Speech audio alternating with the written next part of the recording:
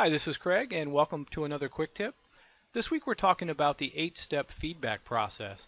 And so I wanted to share with you some additional tips on how to be what I would call present with our team members. If you've ever had the opportunity to go talk to your manager and you sit down and they look very distracted, so you don't know if they're paying attention. Their eyes may be wandering, they may be doing email. That's not a very productive and motivating session.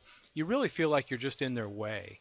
And what I want us to do while we're talking about this whole idea of coaching and providing feedback, when we're sitting with our team members one-on-one, we have to be present with them. And so I wanted to give you some tips on how to be present in each interaction with our team members. The first thing I would say is eliminate distractions if possible. So we would like to be able to, if you have an office, that's ideal where someone can come in and you can actually close the door and just have total concentration on what they are talking about.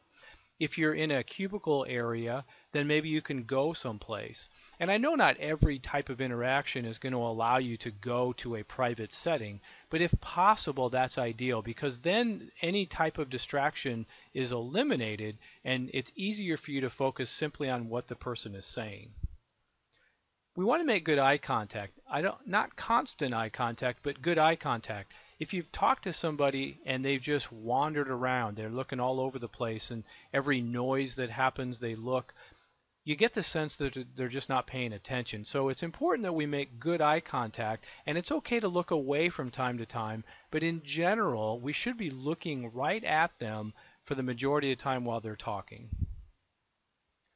We don't want to multitask, and I mentioned this obviously earlier about doing emails, and there's nothing more frustrating than when someone says, yeah, come in, and they say they're listening, but what they're doing is saying something completely different. And so force yourself to not look at your monitor if you have emails up, not to do anything on your cell phone, simply look at them, put all things away, and just devote total concentration to the conversation at hand. And then finally, if you are in a situation where you just can't do these things, where you have so many things going on, it's so much better to just say, can we schedule a time to talk? If this isn't an emergency, let's just schedule a time. Do you want to come back at 3:30 this afternoon? And that way I can, devote my attention to you. I just have a lot of other things going on.